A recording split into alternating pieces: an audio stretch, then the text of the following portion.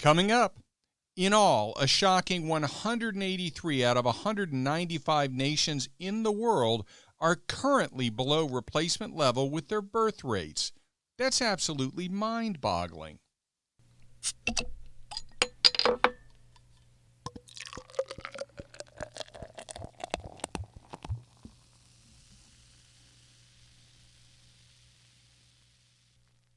Welcome back to Political Spirits. I'm your host, Franklin Rye. We still stand for the proposition that the left and the right should have a few drinks and talk. Compromise is not a requirement.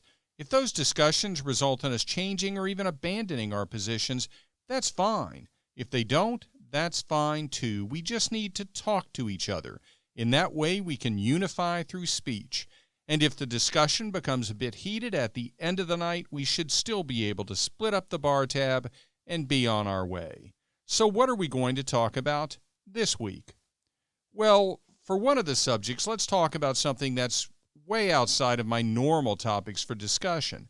Over the last several years, I've read about the reduction in birth rates around the world. I talked long ago on this podcast about how incredibly wrong the book Population Bomb ended up being.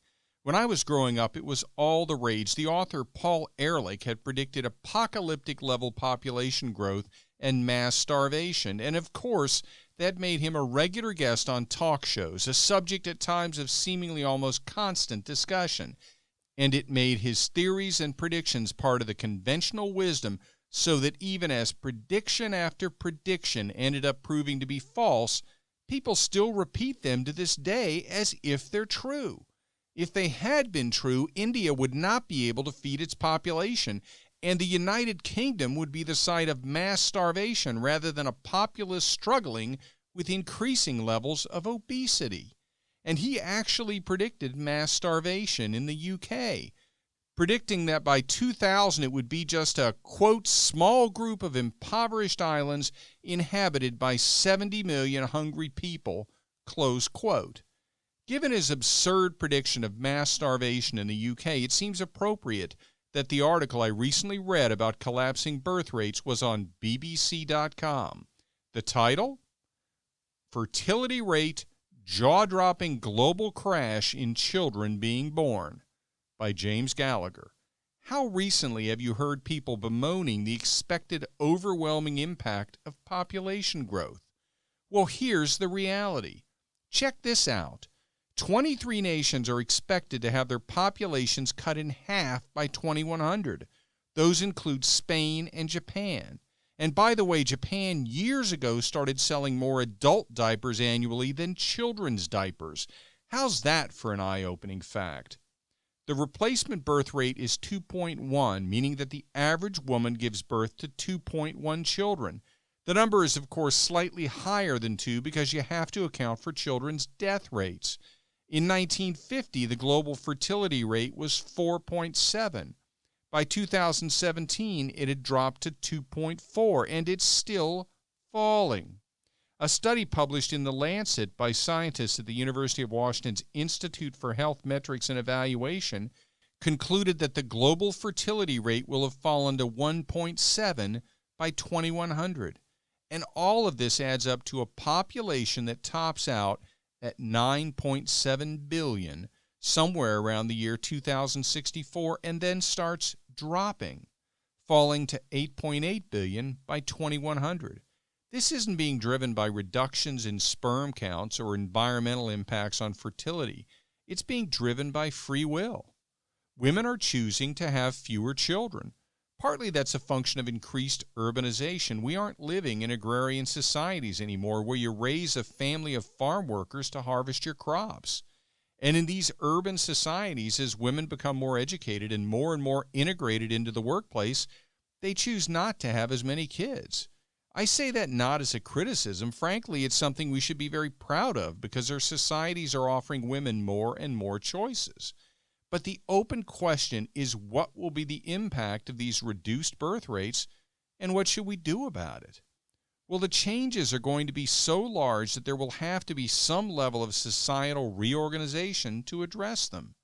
Just listen to some examples. Japan's population is expected to drop from 128 million in 2017 to less than 53 million by 2100. Italy's will drop from 61 million down to 28 million. Similar population collapses are expected in countries like Portugal, Spain, Thailand, and South Korea. And don't think China is insulated from this. Their population, currently expected to remain largest in the world and peak at 1.4 billion in 2024, is projected to drop to 732 million by 2100. By then, India is expected to have replaced China as the world's most populous nation. These are all well-developed economies in either westernized nations or nations which trade heavily with Western nations, but it's not limited to them. In all, a shocking 183 out of 195 nations in the world are currently below replacement level with their birth rates.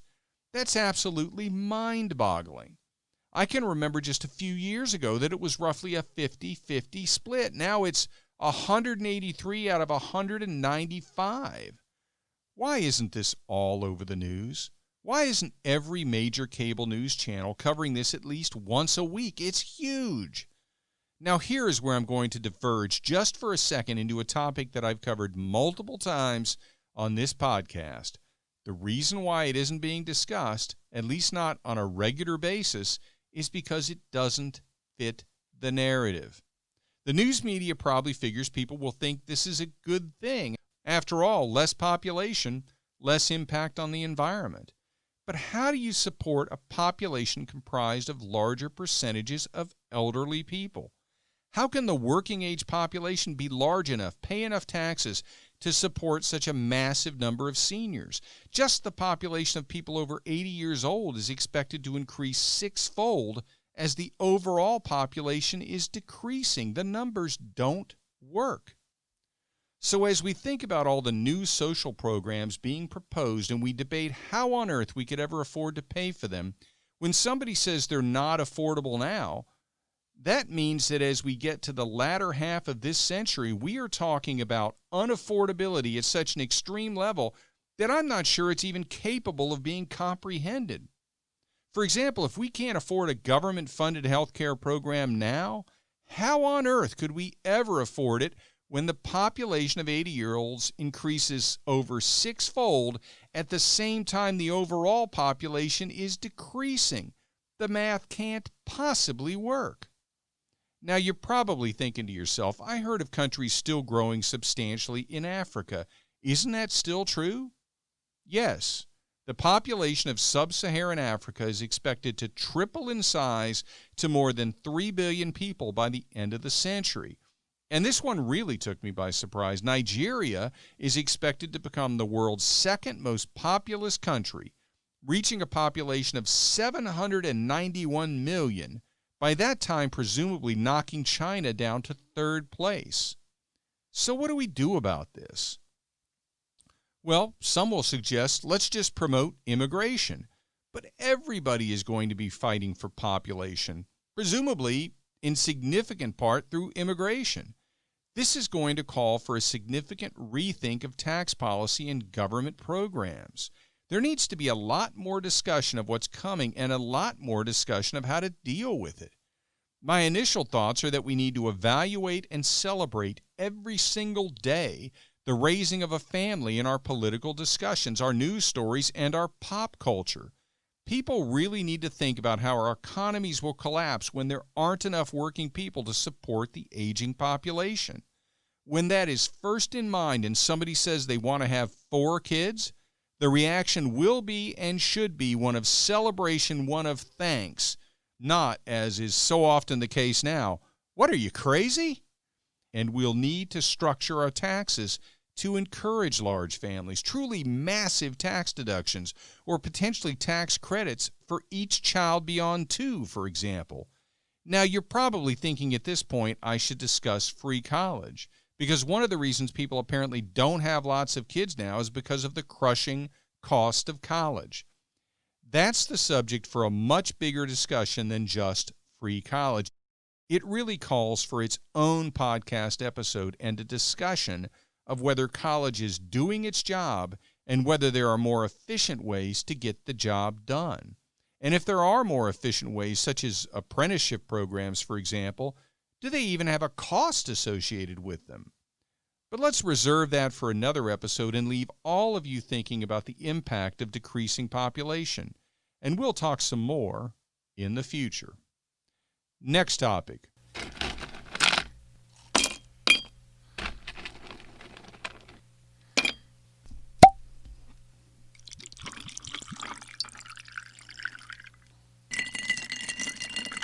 Resistance in the bureaucracy.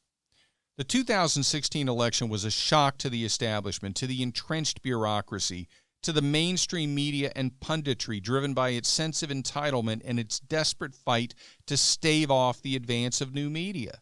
It was a statement screamed loud and clear from those who often don't participate in elections, from those who so rarely are given the bullhorns in society, from those who have been ignored and dismissed often by both parties.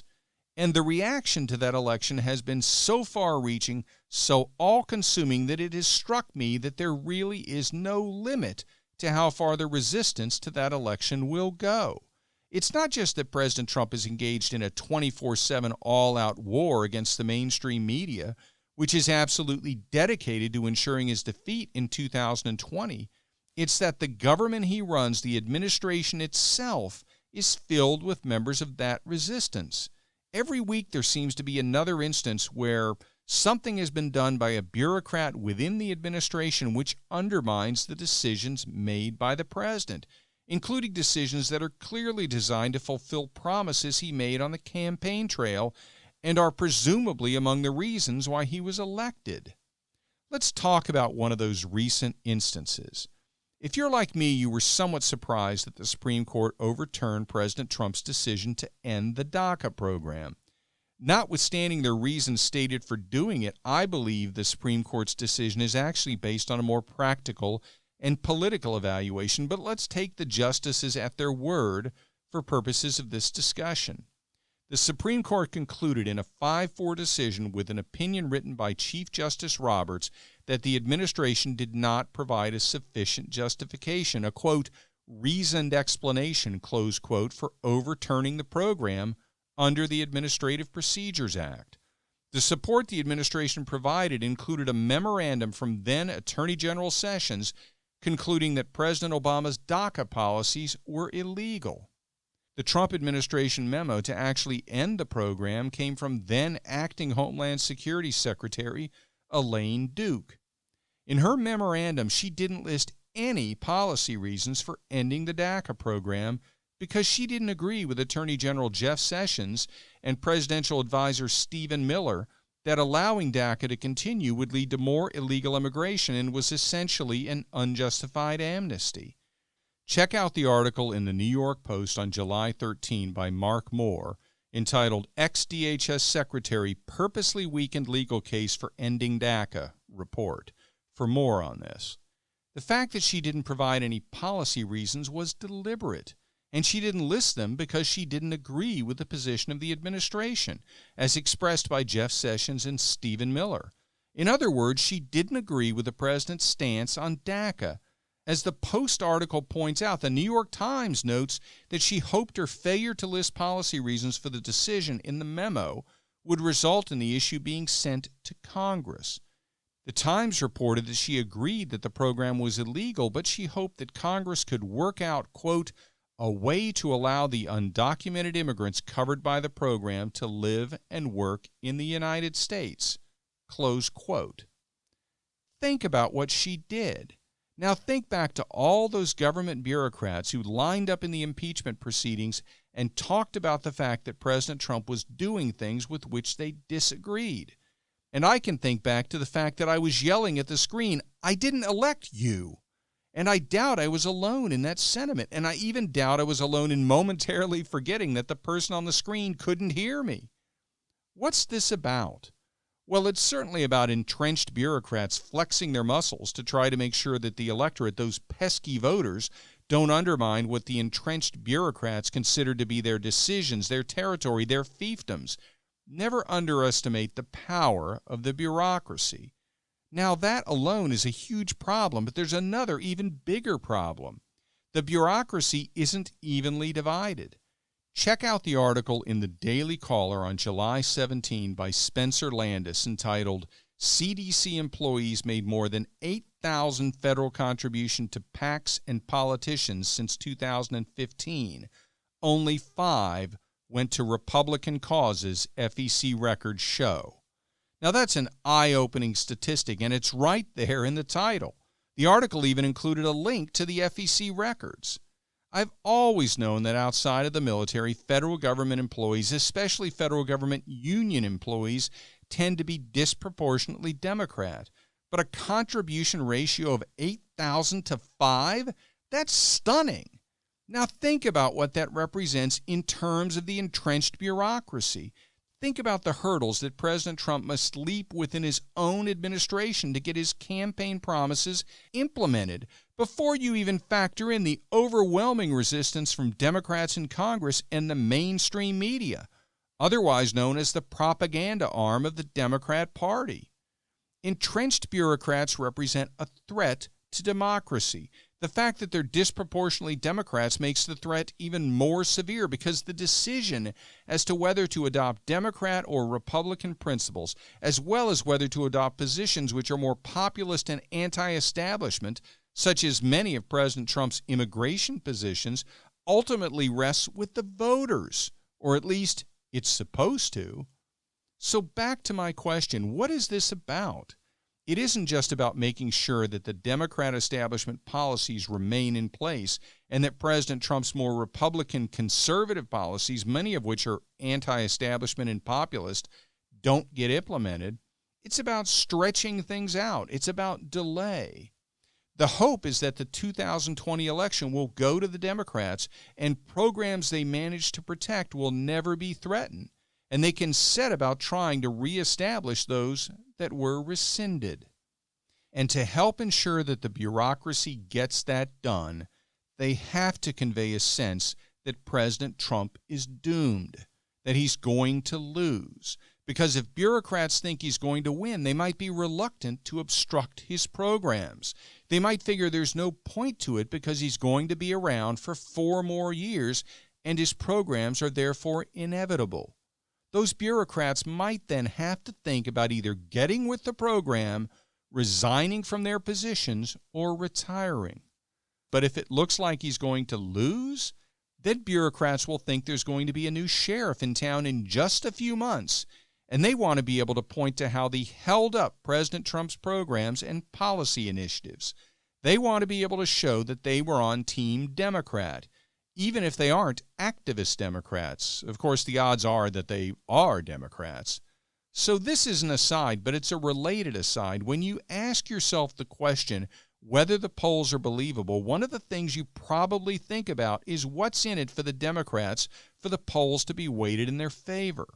If the polls are typically oversampling Democrats, and most of them are, and that may help them get publicity in the media because most of the media leans Democrat, what's in it for the Democrats because those polls might cause Democrat voters to think they've got it in the bag, so why bother voting?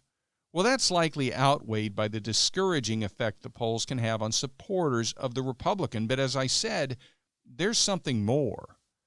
When the impression is given that the incumbent Republican is going to lose the race for the presidency, it encourages all of those entrenched bureaucrats to keep obstructing, to keep delaying, because new leadership is coming and you want to be able to show that you were on their team. And who loses in that situation? The voters. The people who thought they could elect the president so that he or she could do what they promised to do. And those voters probably never thought there would be the seemingly endless number of government employees doing their best to make sure those voters' wishes never come true. So what's the lesson? The immediate lesson is we need to re-elect President Trump in 2020. Only with 4 more years does he have a shot at finishing the work that he started. Moreover, the insane move of the Democrats to the leftist extremes makes the stakes of this election higher than I have ever seen. But you know what isn't a high-stakes bet? that I'll be back next week with another episode of Political Spirits. In fact, it's guaranteed. Be sure to tell your friends about Political Spirits and like the podcast on Facebook at Political Spirits. And follow me and the podcast on Twitter at Franklin Rye. And remember, all episodes are now on YouTube as well, and the YouTube channel is named Political Spirits Network. If you're watching on YouTube, be sure to like and subscribe and hit the notification bell, and select all after you hit the bell. This is Franklin Rye.